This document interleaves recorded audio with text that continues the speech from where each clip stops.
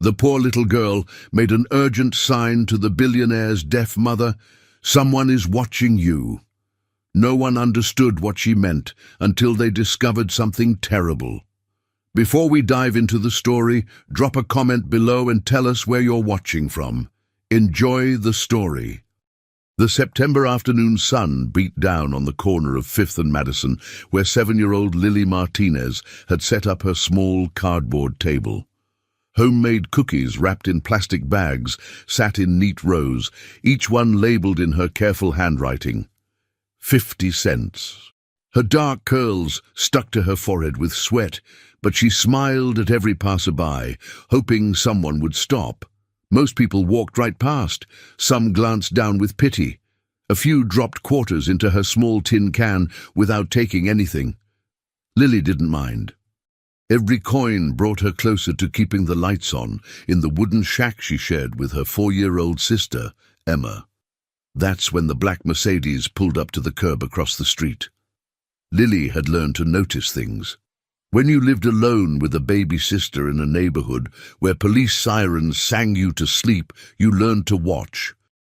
You learned to read faces. You learned when something felt wrong.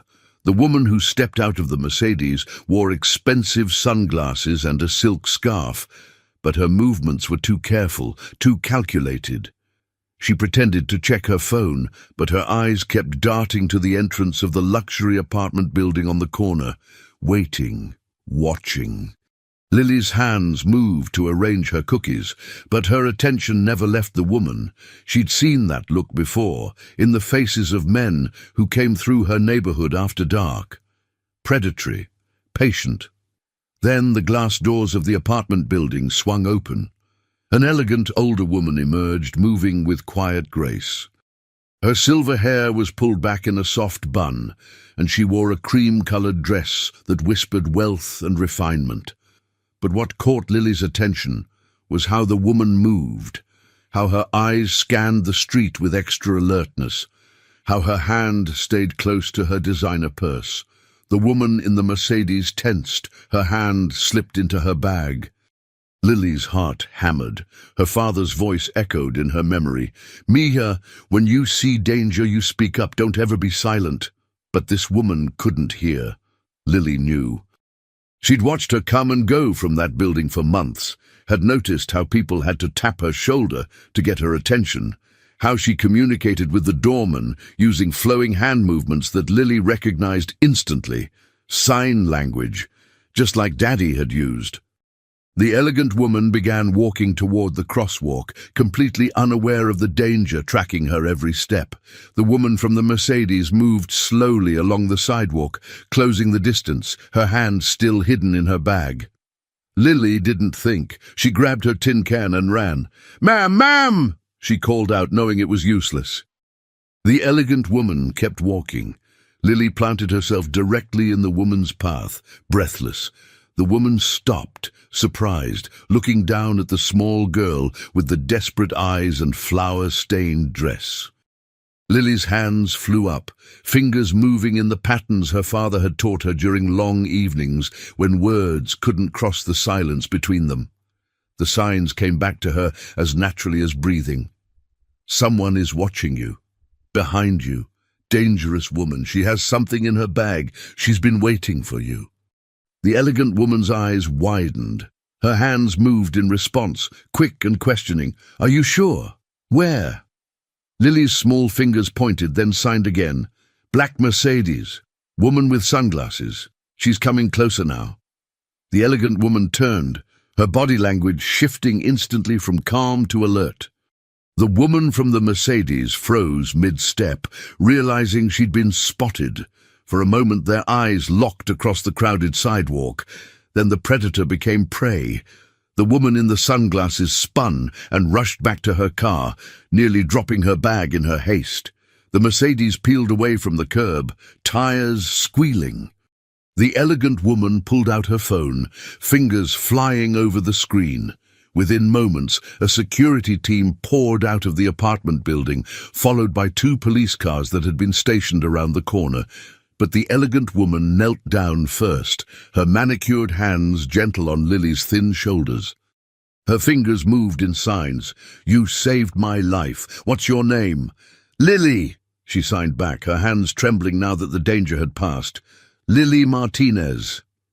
"I'm Margaret Armstrong," the woman signed.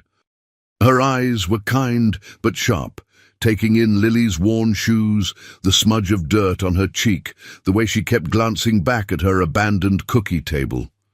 "Where did you learn to sign?" "My daddy," Lily signed, her throat tight. "He was deaf. He died last year." Before Margaret could respond, a tall man in an expensive suit emerged from the building, moving with the controlled urgency of someone who'd just received alarming news. He looked no older than 30, with sharp features and eyes that held the weight of too much responsibility. When he saw Margaret kneeling on the sidewalk, relief flooded his face. "Mom," his voice cracked, "I got your alert. Are you okay? What happened?" Margaret stood, keeping one hand on Lily's shoulder. She spoke aloud this time, her voice carrying the slight mechanical quality of someone who'd learned to speak without hearing their own voice. "This brave little girl just saved me from what I believe was an attempted kidnapping, Daniel." Daniel Armstrong's eyes dropped to Lily, seeing her truly for the first time, the 7-year-old who stood barefoot on a city corner, who'd risked herself to warn a stranger, who was now trembling like a leaf in a storm. "Thank you," he said softly, kneeling to her level. "Thank you so much." Lily just nodded, suddenly exhausted. All she could think about was Emma, alone in their shack, waiting for her big sister to come home. "Where are your parents?" Margaret signed gently. Lily's hands moved slowly. "Gone. It's just me and my little sister now." The look that passed between mother and son held 1,000 unspoken words, but before either could respond, one of the police officers approached, holding a bag that had been found near where the Mercedes had been parked. "Mrs. Armstrong, you need to see this." Inside the bag was a syringe, zip ties, and a photo, Margaret's photo. Someone had been planning this for a long time, and as the sun began to set on 5th and Madison, casting long shadows across the sidewalk, none of them realized that the woman in the Mercedes was watching from 3 blocks away, her hands white-knuckled on the steering wheel. Rachel Thornton had waited 5 years for her revenge. A 7-year-old girl with knowing hands wasn't going to stop her now. She just needed a new plan. The police station felt cold and sterile. Lily sat on a hard plastic chair, swinging her legs that didn't quite reach the floor, while officers took Margaret's statement. Daniel stood nearby, his phone pressed to his ear as he coordinated with his security team, but his eyes kept drifting back to the small girl who'd saved his mother's life. When the detective finally approached Lily, she flinched. Authority figures had never meant anything good in her world. "It's okay, sweetheart," the detective said gently. "We just need to ask you a few questions. Is there an adult we can call? Your mom or dad?" Lily's hands twisted in her lap. "My daddy died. Mama left when I was 5. The detective's expression softened with pity that made Lily's stomach hurt. She'd seen that look too many times. "And you're taking care of your little sister alone." Before Lily could answer, Margaret stepped forward, her hands moving as she spoke aloud. "Officer, this child just prevented my kidnapping. The least we can do is ensure she's safe tonight. Daniel and I would like to offer her and her sister a place to stay while you investigate." "Mom, that's generous, but we need to contact Child Protective Services." "No!" The word burst from Lily before she could stop it. She leaped from the chair, her small body trembling. "No, please. They'll separate us. They tried before. Emma needs me. I promised Daddy I'd keep us together." Margaret knelt, her eyes level with Lily's. Her hands moved. "I understand. I lost my parents young too. I know what it means to fight to stay with the people you love." "Mrs. Armstrong," the detective said carefully, "you're talking about a significant responsibility. These children need a safe home, food, and stability," Daniel interrupted, his voice firm with the authority of someone used to getting his way. which we can provide while you complete your investigation. We'll cooperate fully with any services you require, but tonight this little girl needs to know her sister is safe." The detective looked between the billionaire, his mother, and the fierce 7-year-old, who stood like she was ready to fight the whole world. He sighed. "I'll need to inspect the current living situation and file a report, but given the circumstances and Mrs. Armstrong being the victim who the child helped save, I can allow temporary emergency placement for tonight." Lily didn't relax. "I need to get Emma. She's been alone for hours. She's probably scared." "We'll take you to her right now," Daniel said. "Where do you live?" The address Lily gave made Margaret's eyes widen. It was in the Riverside district, the part of the city where even police cars traveled in pairs. The sun had set by the time Daniel's car pulled up to the makeshift neighborhood of wooden shacks and rusted trailers. His driver looked nervous. Margaret squeezed her son's hand, but her expression was determined.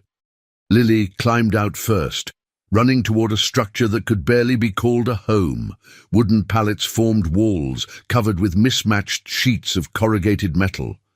A tarp served as the roof. "Emma! Emma! I'm home!" A tiny figure burst through the hanging fabric that served as a door. The 4-year-old launched herself at Lily, her face streaked with tears. "Lily, I was scared. It got dark." "I know, baby. I'm sorry. But something important happened today." Lily switched to signing as she spoke, a habit from when their father was alive. "These people are going to help us for a little while." Margaret approached slowly, not wanting to frighten the child, but Emma just stared up at her with huge brown eyes, then reached out and touched Margaret's cream-colored dress with one dirty finger. "Pretty," she whispered. Inside the shack, Daniel had to duck to enter. What he saw made his chest tighten, a single camping mattress on the floor. A backpack that seemed to hold all their worldly possessions, a plastic bin with 3 cans of beans and a loaf of bread. Homework papers stacked neatly on a crate, alongside a library book about sign language. "How long have you been living here?" he asked quietly. "Since the landlord threw us out 6 months ago," Lily said matter-of-factly. "After Daddy died, I couldn't pay rent with just cookie money, but it's okay. We manage." "You're 7 years old," Daniel said, and his voice cracked. "You shouldn't have to manage." "I'm almost 8, Lily corrected, lifting her chin, "and Emma needs me." The detective arrived to document the living conditions. His report would be damning, but his eyes were kind. "Mrs. Armstrong, I think your offer is the best option here. I'll fast-track the emergency placement paperwork." As they packed the girl's few belongings, Emma fell asleep against Margaret's shoulder, exhausted. Margaret carried her to the car with practiced ease, signing to Daniel with one hand. "This is meant to be." But as Daniel locked the car doors and the driver pulled away from Riverside, he glanced in the side mirror. A dark sedan sat 3 cars back, its headlights off. He told himself he was being paranoid. Rachel Thornton was gone, probably halfway to another state by now. He was wrong. In her apartment across town, Rachel stared at the photos her private investigator had just sent. Pictures of Lily, of Emma, of the shack where they lived, and a new plan began to form, darker than the first. If she couldn't take Margaret Armstrong directly, maybe she'd take what Margaret was growing to care about. 2 small girls, vulnerable, perfect leverage. Rachel smiled for the first time in 5 years. "Thank you, little Lily," she whispered to the photo. "You just made this so much easier." The Armstrong penthouse occupied the entire top floor of the luxury building. When Lily carried Emma through the door, the little girl woke up and gasped. Floor-to-ceiling windows overlooked the glittering city. White marble floors reflected the light from crystal chandeliers. Artwork that Lily had only seen in library books hung on the walls. "Is this heaven?" Emma whispered. Margaret laughed, a sound like wind chimes. Her hands moved. "No, sweetheart, just home." "This is too much," Lily said, her voice small. "We can't stay here. We'll mess something up. We don't belong—" "Stop!" Daniel crouched in front of her. "You saved my mother's life today. You belong wherever you say you belong, and right now you belong here." A housekeeper named Rosa appeared, her warm smile immediately putting the girls at ease. She spoke Spanish to Lily, who responded haltingly. Her father had taught her a few phrases. Rosa showed them to a bedroom that was bigger than their entire shack had been.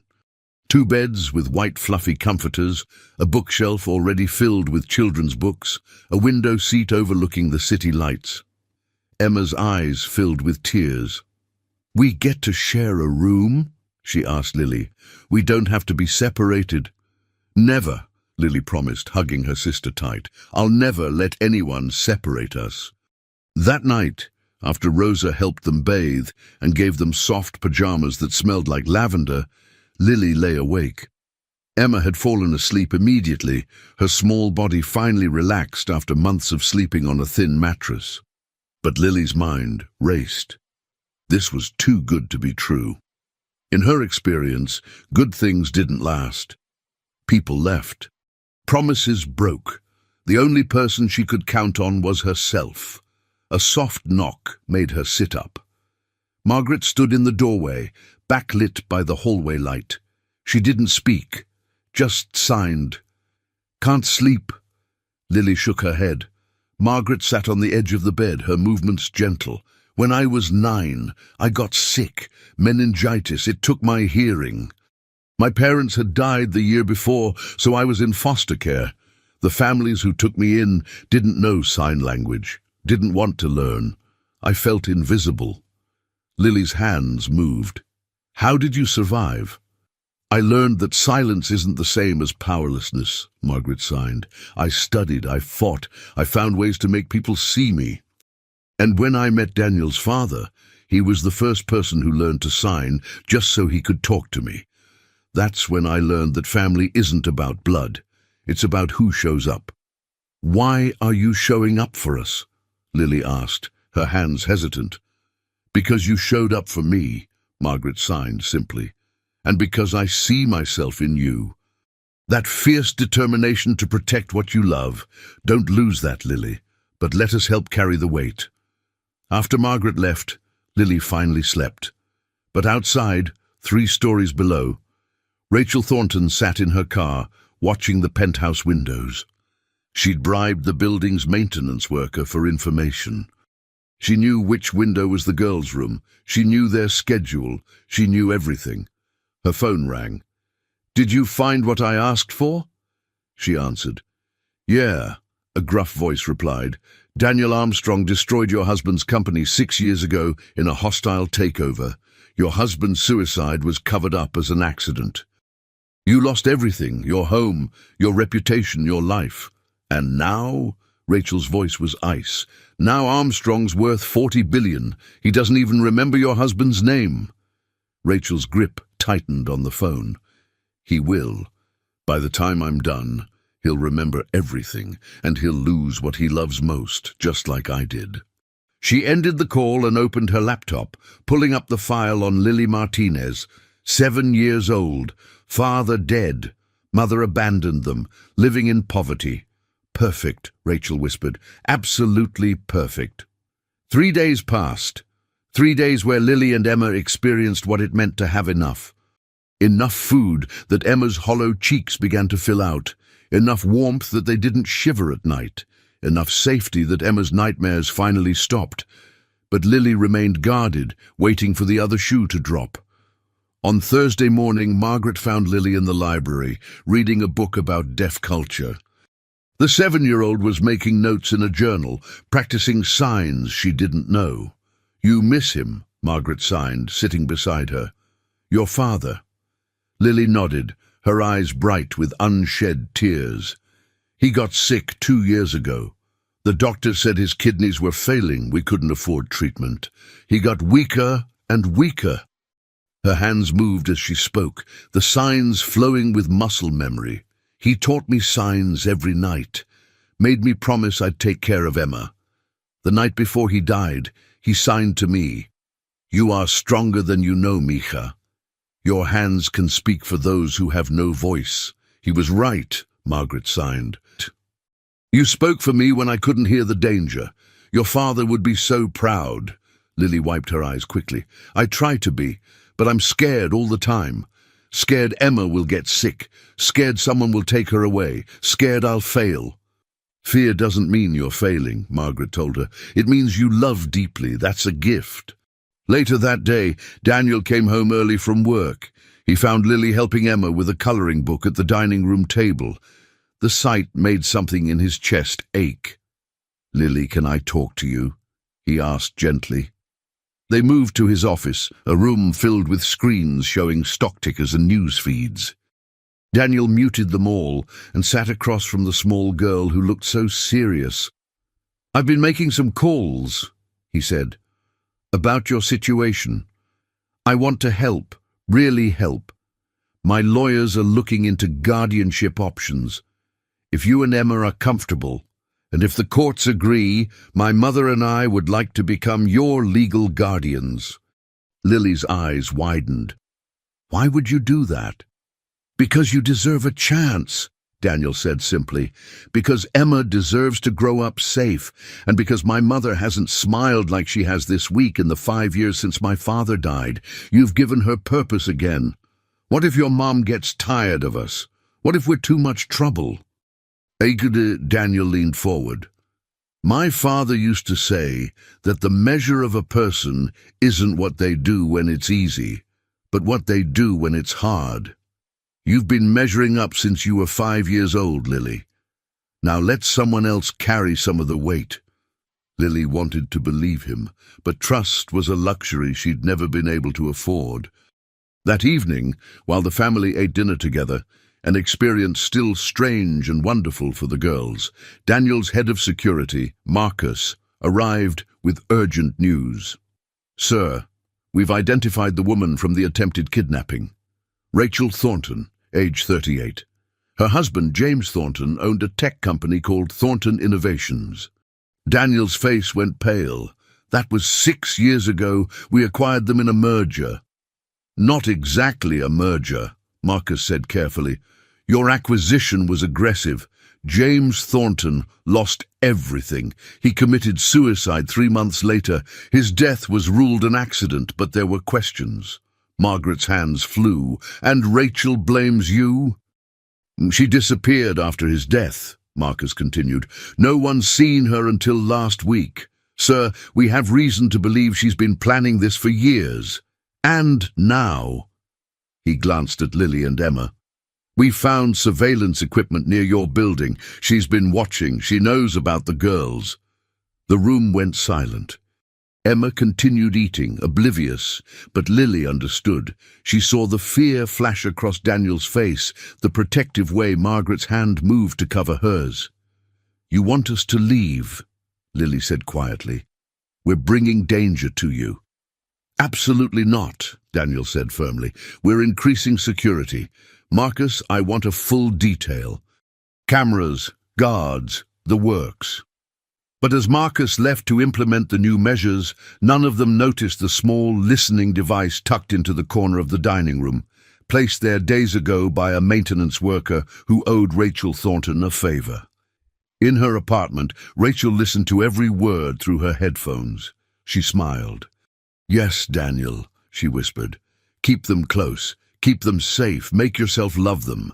Because when I take them away, you'll finally understand what you took from me. She pulled up the blueprint of the Armstrong building on her computer and began marking entry points. Phase 2 was about to begin. Lily woke to sunlight streaming through the massive windows, and Emma's small body sprawled across her. For a moment, she forgot where she was. Then reality settled in, the soft bed, the clean room, the safety, and her chest tightened with fear that it would all vanish. The smell of fresh pancakes drew them to the kitchen, where Rosa was cooking breakfast while humming a Spanish lullaby. Emma's face lit up, and she climbed onto a stool to watch, asking questions in her shy voice. Margaret appeared, dressed for a business meeting. She signed to Lily, I have an important negotiation today. The other company's CEO is deaf. My interpreter cancelled last minute. I know this is asking a lot, but would you come with me? Lily's eyes widened. I'm just a kid. I don't know business words. But you know heart, Margaret signed. Sometimes that matters more, and I trust you. 2 hours later, Lily sat in a glass conference room on the 52nd floor of Armstrong Enterprises, wearing a new dress that Rosa had bought her. Across the table sat Robert Chen, a distinguished man in his 60s, and his hearing daughter, who usually interpreted for him. But Robert's daughter had food poisoning, and his backup interpreter was stuck in traffic. He was about to postpone the entire negotiation when Margaret introduced Lily. "This is Lily," Margaret said aloud while signing. "She's helping me today." Robert looked skeptical. His hands moved quickly. "This is a multi-million-dollar contract. We need a professional." Lily's hands responded before she could stop herself. "My daddy always said the best conversations happen when people speak from the heart, not from a script. Mrs. Armstrong wants to tell you why this partnership matters to her. Would you listen?" Something in Robert's expression softened. He signed, "Your father sounds wise. What happened to him?" "He died," Lily signed simply. "But he taught me that silence doesn't mean you have nothing to say." For the next hour, Lily translated. But she did more than that. When Margaret spoke about her vision for creating accessible technology, Lily's hands captured not just the words, but the passion. When Robert expressed concerns, Lily's translation carried his caution without diluting his interest. At one point, Robert paused the negotiation to sign directly to Lily. "How old are you?" 7, almost 8. "And where did you learn to sign like this, with such emotion?" Lily's hands stilled for a moment. Then, "My daddy was deaf. When he got sick, sometimes words weren't enough. So I learned to speak with my hands the way you speak with your heart. He said that's what signing really is, heart speaking to heart." Robert's eyes grew misty. He turned to Margaret and signed, "Your daughter is remarkable." Margaret's hands moved. "She's not my daughter yet, but I'm hoping she will be." The contract was signed. As they left the building, Robert stopped Lily and placed a business card in her hand. "When you're old enough, you come work for me. The world needs more interpreters who understand that we're translating souls, not just words." In the car ride home, Margaret pulled Lily close. "You did something today that no adult could have done. You reminded us all why we do this work. Thank you." For the first time, Lily felt like maybe she had value beyond just surviving. Maybe her father's gift of sign language was meant for more than she'd imagined, but at the Armstrong building, trouble was brewing. Marcus pulled Daniel aside in the lobby. "Sir, we have a problem. One of our security guards didn't show up for his shift, and his access card was used to enter the parking garage at 3 a.m. this morning." "Rachel," Daniel breathed. "We're doing a full sweep now, but sir, if she got inside—" Marcus didn't need to finish the sentence. Daniel called Margaret immediately. "Don't come home yet. Take the girls to the safe house, now." But it was already too late. As Margaret's car pulled into the underground garage, a figure stepped from the shadows. The driver slammed on the brakes, but the woman, Rachel Thornton, wasn't trying to stop them. She was just taking pictures. Pictures of Lily's face pressed against the window. Pictures of Emma sleeping in her car seat. Pictures that would prove the Armstrong family had come to care deeply about 2 small girls. Rachel disappeared into the shadows before security could reach her, but she'd gotten what she needed. She uploaded the photos to her computer and opened a new document titled Phase 3, The Taking. At the bottom she typed, "They'll never see it coming." The safe house was a brownstone in Brooklyn, nondescript on the outside, but fortified like a vault inside. Lily hated it immediately. It reminded her of the foster homes she'd heard about in whispers at school. Temporary, sterile, not real. "How long do we have to stay here?" she asked Daniel, who'd arrived an hour after they did, his face tight with stress. "Just until we locate Rachel Thornton," he said. "A few days, maybe a week." But Lily saw the lie in his eyes. He had no idea where Rachel was or what she'd do next. That night, while Emma slept, Lily found Margaret on the brownstone's roof garden, where a small greenhouse held orchids that bloomed in the artificial light. Margaret was signing to herself, a habit Lily had noticed when the elegant woman was worried. "You're scared," Lily signed, "of that woman." Margaret nodded. "Rachel Thornton lost everything because of a business decision my son made. Her husband died. She blames us, and now she knows we care about you and Emma. That makes you targets." "Then maybe we should leave," Lily signed, though the words felt like glass in her throat. "Go back to Riverside. We survived before. We can—" "No." Margaret's hands cut through the air forcefully. "I won't lose you, not to poverty, not to danger, not to fear. You're family now." "We've only known each other for a week," Lily signed, confused. "I knew the moment you warned me on that sidewalk," Margaret signed. "I knew when I saw how you care for Emma. I knew when you translated my heart today in that meeting. Family isn't about time, Lily. It's about choice. And I choose you." Lily's eyes burned with tears she'd been holding back for years. But before she could respond, an alarm shrieked through the brownstone. Marcus's voice boomed over the intercom. "Breach on the ground floor. Everyone to the panic room, now." Margaret grabbed Lily's hand and ran. They burst into Emma's room, where the 4-year-old was crying, confused by the noise. Lily scooped her up, and they raced down the hall. Daniel was already at the panic room door, ushering them inside. "Go! Marcus and I will—" The lights cut out. Emergency backups kicked in, bathing everything in red. "Now!" Daniel shouted.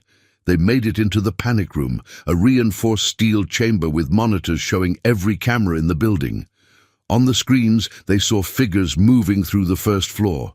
Not Rachel, men in black tactical gear.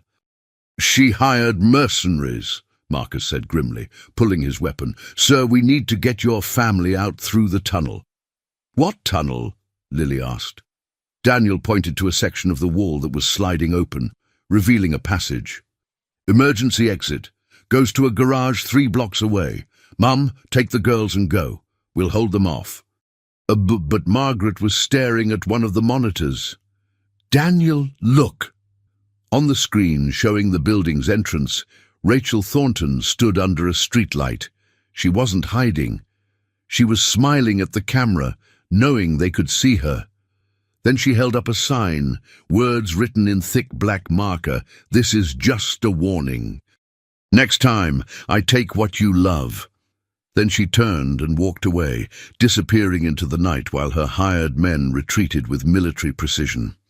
It was over in minutes. Marcus called the police, but Rachel was gone. The mercenaries had vanished like smoke. In the panic room, Lily held Emma tight. The 4-year-old was sobbing against her shoulder. "I want to go home," Emma whimpered. "I want our shack back. At least it was safe." The words cut through Lily like a knife. Because Emma was right. They'd brought danger to the Armstrongs, and now that danger was following them. "We have to go," Lily said firmly. "We're putting you all at risk." "Absolutely not," Daniel said. "Rachel wants us scared. She wants us to push you away. That's part of her plan. To isolate my mother by taking away what she's starting to love. We don't give terrorists what they want." "But Emma is safest with us," Margaret signed, "with our resources, our security, our love. Running would be the most dangerous thing you could do." Marcus approached Daniel quietly. "Sir, I've been digging into Rachel Thornton's background. After her husband died, she had a complete breakdown. Spent 2 years in a psychiatric facility. The doctors diagnosed her with PTSD and delusional disorder. She's convinced that your acquisition killed her husband, when in reality he'd been embezzling from his own company to cover gambling debts. The suicide wasn't because of you, it was because the FBI was closing in." She's rewritten history in her mind, Daniel said quietly. Made me the villain. Which makes her unpredictable, Marcus warned. And extremely dangerous. Sir, I recommend we relocate the family, leave the country until we can neutralize this threat. But Margaret was shaking her head. Running teaches these girls that fear wins. We stay, we fight. We show Lily and Emma that family protects each other. That night, back at the main penthouse with triple the security, Lily lay awake listening to Emma's breathing. Her mind raced with possibilities, with fears, with the weight of being 7 years old and somehow at the center of a war between a billionaire and a broken woman seeking revenge. In the darkness, her hands moved through the signs her father had taught her, a prayer in silence. Daddy, I don't know what to do. I'm trying to keep Emma safe, but everything's so complicated now. Help me see the right path. 3 blocks away, Rachel Thornton stood at her window, looking toward the Armstrong building. Her next move was already in motion. She'd been patient for 5 years. She could be patient a little longer. Soon, the Armstrong family would understand what it meant to lose everything, and it would all start with 2 small girls who'd stumbled into a war they never asked to fight. Lily couldn't just wait for adults to solve everything. She'd survived on her own too long to sit idle. While Margaret attended a meeting and Rosa took Emma to the park, Lily used Daniel's computer to search for Rachel Thornton. She found an address in Queens listed under Rachel's maiden name. Taking $20 from her hidden cookie money, Lily rode the bus alone to the rough neighborhood. She found apartment 4C and knocked before fear could stop her. Rachel opened the door, shock crossing her face. The little girl from the street. "Why are you doing this?" Lily demanded. "Mrs. Margaret never hurt you." Rachel's laugh was bitter. "Your father didn't have a choice when he died. Mine did. Daniel Armstrong destroyed my husband's company.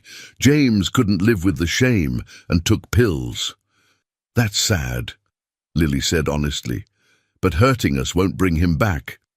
Pain is the only language men like Daniel understand," Rachel said coldly. "When he loses what he loves, he'll finally feel what I felt. That won't make you feel better. It'll just make you more sad." Rachel's eyes hardened. "Get out and tell Daniel that next time I'll take something he can't get back." Lily ran all the way to the bus stop, heart pounding. What had she been thinking? When she returned to the penthouse, security was frantic. Marcus had discovered her missing. Daniel pulled her into his office, pale-faced. "Where were you? Rachel is dangerous. You could have been killed." "Because everyone's trying to protect us, but nobody asks what we can do to help," Lily said. "I thought if I could talk to her, make her see we're people." "You're 7 years old," Daniel said, voice cracking.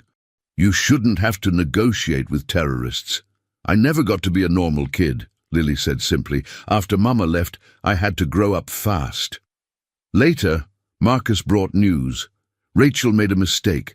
We got her address from the building camera. Police are moving in." But when officers raided the apartment, it was empty. Only a note remained. "Thank the child for the warning. Tell her she has good instincts. Unfortunately, so do I." Daniel crumpled the note. Rachel had been playing them.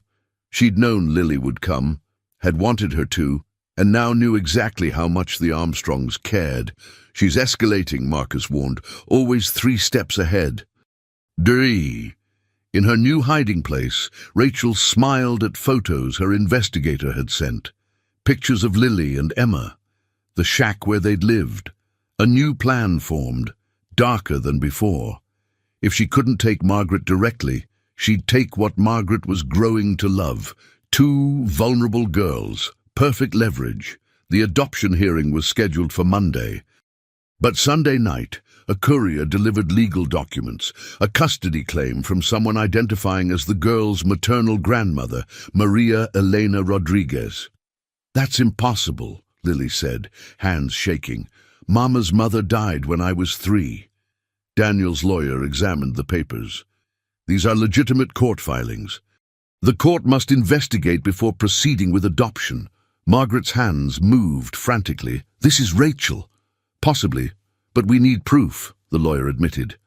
That night, Emma had terrible nightmares. Don't let them separate us, she screamed. The next morning, Rosa took Emma to her weekly playdate at a supervised children's center. Lily stayed home, still grounded. Then Rosa's panicked voice. Mr. Armstrong, Emma's gone. Daniel's phone rang. Unknown number. Hello, Daniel. Rachel's voice was sickly sweet. Looking for something small and precious? She's fine. Sleeping. When a nice lady signed that her big sister sent her, she went along without fuss. Lily's world tilted. Emma, she whispered. Here's how this works, Rachel continued. Wire $10 million to my account. Publicly admit your takeover killed James Thornton. Resign from Armstrong Enterprises, all by midnight, or you never see Emma again. The line went dead. We have to do what she says, Lily begged. Emma's scared. Marcus pulled up security footage. They watched a woman in a baseball cap sign to Emma. The little girl's face lit up, and she took the woman's hand. She learned sign language just for this, Lily breathed. She's been planning this for months, Marcus said grimly. After an hour of desperate searching, Lily suddenly asked, where did her husband die? Where did they live? The lawyer checked files. They owned a house in Westchester, foreclosed and sold at auction. Who bought it? Lily demanded. A shell company, owned by Rachel. Daniel was already moving. Full tactical team, now. Let me come. Lily grabbed his sleeve. If Emma sees me, she won't be scared. Daniel looked at her fierce face. You stay in the car with guards. You don't move unless I say. For Emma, Lily would face anything, even Rachel's final trap. The Thornton house looked peaceful in the fading light, but Lily knew better. Daniel's team surrounded it. Marcus confirmed one child-sized heat signature inside. Where's Rachel? Daniel whispered. Unknown. Just the child in an upstairs bedroom. It's a trap, Lily said. She wants you to come in. A camera drone flew through an open window, navigating rooms frozen in time, furniture covered with sheets, family photos on walls. A shrine to Rachel's lost life. The drone found Emma sitting on a bed crying, her hands signed, Lily, the lady said you sent her, but she left me alone. Before anyone could stop her, Lily bolted from the car, racing through the door and up the stairs. Daniel chased her. Lily burst into the bedroom. Emma launched into her arms. You came! Always, baby. The lights cut out. Emergency lights kicked in, bathing everything in red. Rachel's voice came through hidden speakers. Welcome, Daniel. Welcome to my home. The home your greed destroyed. Marcus and his team flooded the house, but Rachel wasn't there, just a recording. I want you to feel what I felt, the helplessness, the fear. But here's the truth. Revenge doesn't fix anything, so I'm giving you a choice. The recording explained, press a button to delete evidence against Daniel and free Emma, but trigger Rachel's arrest.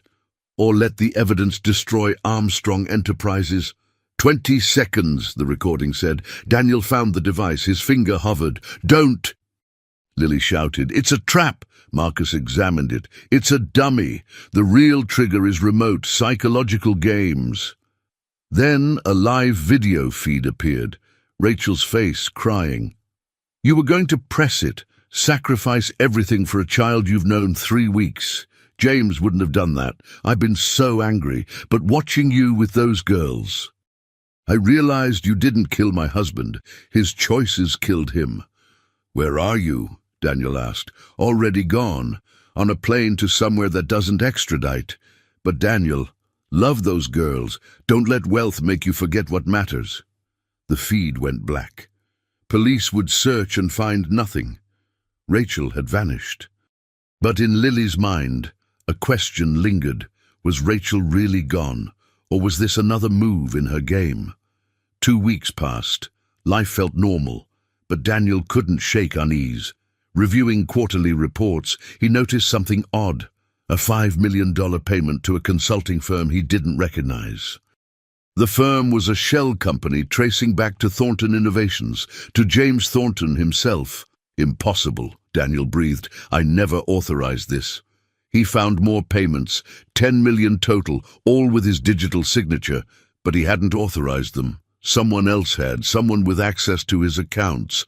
His phone rang. Unknown number. Figured it out yet? Rachel's voice asked. Someone helped you, someone in my company. Very good. Someone you trust, someone close. They've been feeding me information for 3 years. Who? Rachel laughed. Figure it out. They were there the night James died. They knew what was going to happen, and they did nothing. Daniel called an emergency meeting. Marcus, his lawyer, his CFO Thomas Wright, and Margaret. Someone here has been working with Rachel Thornton, Daniel said. I want to know who. Thomas Wright stood, 55 years old, worked there 15 years, Daniel's father's closest confidant. It was me, Thomas said quietly. The room erupted. James Thornton was my college roommate, my best friend. When your acquisition destroyed his company, I tried to warn you, but you didn't listen. So I authorized those payments thinking I could save him, but he was already too far gone. So you helped her plan all of this, Daniel said hollowly. I'd never wanted the children hurt, Thomas said desperately. That was never the plan, but Rachel became obsessed. By the time I realized how far she'd go, I was already complicit. Marcus called police. As they led Thomas away, Daniel's lawyer approached. Sir, there's been other unusual activity in your accounts, more recent. Within the last month, Thomas might not be the only mole. Lily had been listening from the doorway. You think there's another betrayer? How did you? I listen and watch. It's how I survived. Who else could have accessed your systems? That night, Lily reviewed security footage from the safe house attack. One guard had turned his body, blocking the camera's view of the mercenaries' faces. Marcus, who is this guard? Richard Garrett. Been with us 8 months, former military. Why? He's the only one who wasn't surprised, like he knew it was coming. They found evidence, text messages, coordination with Rachel, payments from shell companies. Garrett broke under questioning. She promised no one would get hurt. My daughter has cancer. I needed the money. But she said the final move was happening today.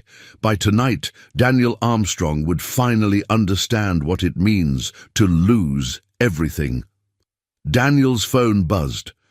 A text. The thing about chess, Daniel, is the queen is most powerful, but most vulnerable. Check your camera feed. Goodbye. The preschool feed showed an empty classroom, Emma's teacher unconscious at her desk. Emma was gone again. Margaret received a video. Emma sat in an abandoned subway tunnel, crying. Rachel's voice narrated, "This is where it ends, Margaret. Come to the old City Hall subway station. Come alone, unarmed, or Emma dies. You have 1 hour." "I'm going," Margaret said firmly. "This is my fault. Rachel wanted me from the beginning." "Mom, no." But Margaret had hung up. Lily grabbed Daniel's arm. "We have to go with her. Rachel expects her alone, but we can't let that happen." "You're a child. I can't put you in danger." "Emma's in danger because of me," Lily said fiercely. "If I hadn't warned your mom that first day, Rachel would have taken her and been done. But I interfered. I saved Margaret. Now Emma's paying the price, so I'm going." Daniel looked at this tiny, fierce 7-year-old. "You stay with Marcus. You follow every order. If I say run, you run. Agreed?" "Agreed." Margaret arrived, dressed for battle. Her hands moved to Daniel. "I should have faced Rachel from the beginning." "No, it's mine, but we'll finish it together." Lily felt warmth in her chest. This was family, standing together even when scared. As they headed down to the cars, a message appeared on Daniel's computer from an untraceable IP. "P.S. I lied. I'm not at the subway station, but by the time you figure out where I really am, it will be too late. The thing about chess, the real victory isn't capturing the queen. It's making your opponent so focused on saving one piece that they don't see the checkmate coming from somewhere else. Goodbye, Armstrong family. It's been fun. The screen went blank. In a location none of them had considered, Rachel Thornton made her final move. The tactical team raced toward the old City Hall subway station, but Lily's mind kept returning to Rachel's message. You're so focused on saving one piece that you don't see the checkmate coming. What were they missing? Wait! Lily shouted suddenly. Stop the car! Marcus slammed the brakes. What is it? Rachel said she's not at the subway station. She said we're focused on the wrong piece. Emma's not the target. Lily's eyes widened with horrifying realization. Margaret is. Rachel never wanted Emma. She wanted to get Margaret alone, away from all of us, thinking she's saving Emma, but Emma's somewhere else entirely. Daniel's face went pale. Mom's walking into a trap, alone. Where would Rachel really take Emma? Lily asked desperately. Somewhere meaningful, somewhere that would hurt the most. Margaret's phone was going straight to voicemail. She'd already entered the abandoned station out of cell range. Think, Daniel urged. Daniel? Where would Rachel— The cemetery, Lily breathed. Where James Thornton is buried, Rachel would take Emma to her husband's grave to show him she'd won. Marcus was already redirecting the team. Half would continue to the subway station to extract Margaret. The other half would head to Greenwood Cemetery in Brooklyn. 20 agonizing minutes later, they arrived at the sprawling cemetery. The sun had set, casting long shadows between the tombstones. Marcus's team spread out, searching. Lily spotted them first. Near a simple headstone marked James Michael Thornton. Emma sat on the ground, unharmed but confused. And Rachel Thornton stood beside her, not as the dangerous predator they'd been chasing, but as a broken woman holding a photograph. "Rachel!" Daniel called out, approaching slowly with his hands visible. "It's over!" Rachel didn't run. She just looked at him with exhausted eyes. "Is it? Because from where I'm standing, nothing will ever be over. James is still dead. 5 years haven't made it hurt less. Then why take Emma? Why this elaborate game?"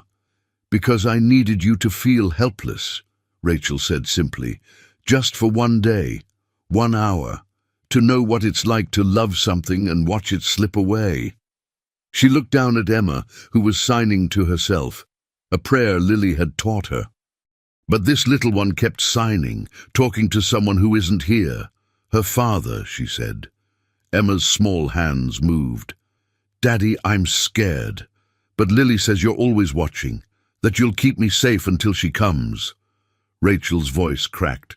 She still believes her father can protect her, even though he's gone. "Just like I used to believe James would find a way back to me." She wiped her eyes roughly. "I watched your family these past weeks, Daniel. Really watched. I saw Margaret learn to sign with the girls, saw you reading bedtime stories, saw Lily teaching Emma how to be brave. You became a family, real and messy and beautiful.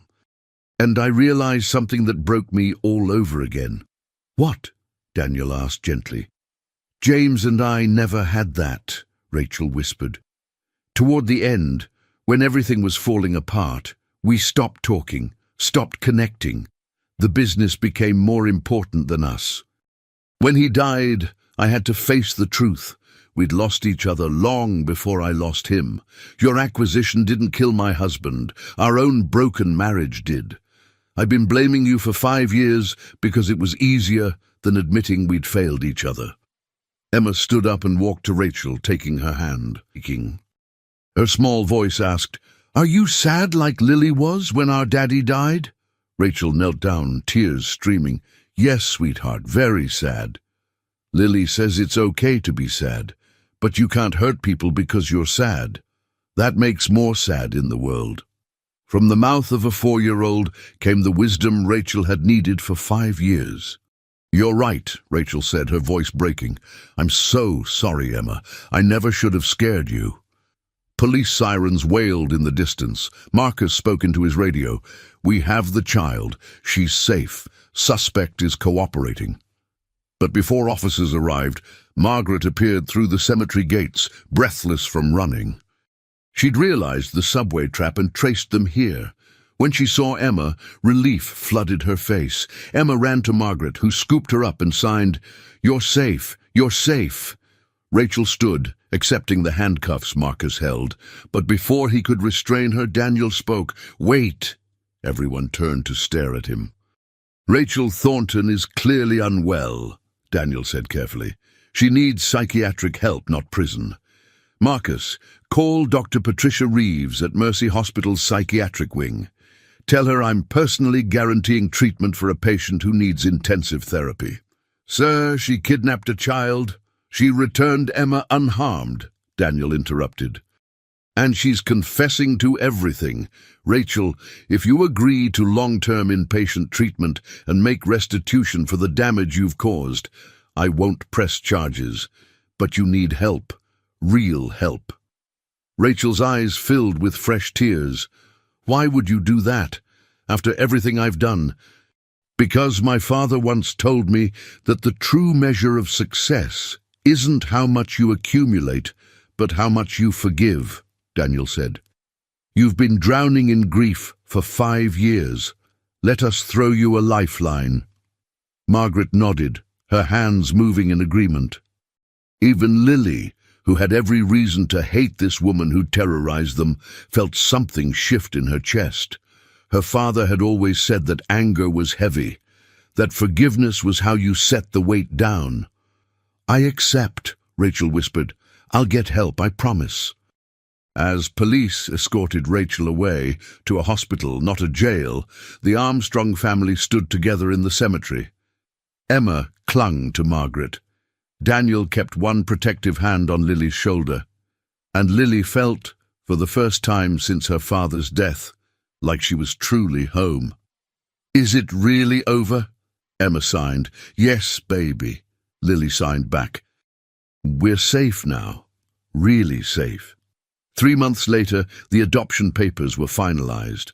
Judge Morrison smiled as she signed the documents that made Margaret Armstrong the legal guardian of Lily and Emma Martinez. "This is one of the most beautiful adoption cases I've ever seen," the judge said. 2 children who saved a family as much as the family saved them. That evening, they celebrated at the penthouse with Rosa's homemade cake and sparkling cider. Emma wore a new dress and couldn't stop spinning in circles. Lily sat beside Margaret, watching her little sister laugh. "You know what's funny?" Lily signed to Margaret. "I spent 2 years trying to keep us together by myself. I thought if I just worked hard enough, was strong enough, we'd be okay. But we were just surviving. Now, we're actually living." Margaret's hands moved gently. "You were always strong enough, Lily. But strength isn't about doing everything alone. It's about knowing when to let people help carry the weight." Daniel appeared with an envelope. "Lily, this came for you today." Inside was a letter from Robert Chen, the deaf CEO she'd translated for. It read, "Dear Lily, I meant what I said about working for me someday. But I've been thinking, the world needs people like you right now, not 20 years from now. I'm starting a program to train young interpreters, and I'd like you to be part of it. You'd help other deaf children learn sign language while continuing your own education. Interested? Robert Chen." Lily's eyes shone. "He wants me to help other kids." "Your father would be so proud," Margaret signed. "You're using your gift to give voice to those who need it." That night, after Emma fell asleep clutching her new stuffed bear, Lily stood at the window overlooking the city. Somewhere out there, Rachel Thornton was in treatment, learning to process her grief in healthy ways. Thomas Wright was serving a reduced sentence for his cooperation. Richard Garrett had been released after Daniel personally paid for his daughter's cancer treatment. A gesture that said more about the man Daniel was becoming than any business deal ever could. The world was complicated. People made mistakes. But sometimes, in the midst of pain and chaos, families were formed in the most unexpected ways. Lily's hands moved through the signs her father had taught her, speaking to the stars. "I kept my promise, Daddy. Emma's safe. But we found something better than just survival. We found people who love us. Thank you for teaching me that my hands could speak for those with no voice. I'm going to keep using them to help people. I hope that makes you proud." A gentle hand touched her shoulder. Margaret stood beside her, not signing, just being present. "Ready for tomorrow?" Margaret signed eventually. Tomorrow was Lily's first day at the interpreter training program. Tomorrow was Emma's first day at a school designed for children with deaf family members. Tomorrow was the first day of their new life. "Ready," Lily signed back, and for the first time in 3 years, she truly meant it. In a small room at Mercy Hospital, Rachel Thornton sat with her therapist, processing 5 years of grief and rage and regret. It would be a long road to healing. But for the first time since James's death, she felt hope. She pulled out a letter she'd written to the Armstrong family. "I can never undo the fear I caused. I can never give back the time I stole, but I can promise this. I will spend the rest of my life learning to turn pain into something productive instead of destructive. Thank you for seeing me as a person worth saving, even when I was trying to destroy you. Rachel." She sealed the envelope, wrote the address, and set it on her nightstand to mail in the morning. Sometimes the greatest victory isn't defeating your enemy. It's transforming them back into a human being. And sometimes the greatest family isn't the one you're born into, but the one you choose, and who chooses you back. On the corner of 5th and Madison, a new girl had set up a small table selling homemade cookies. She was alone, struggling, trying to survive. But if she looked up at the penthouse windows far above, she might have seen a 7-year-old girl who understood exactly what she was going through. And tomorrow, Lily would go down to that corner, buy every cookie, and tell that girl something her father once told her. "You are stronger than you know, and you're not as alone as you think." Because that's what family does. They pass forward the love they've received, creating ripples that touch lives they'll never know. The cookie girl didn't know it yet, but her life was about to change, just like Lily's had on a September afternoon, when she used her hands to speak a warning that saved a stranger's life, and ended up saving her own. The end.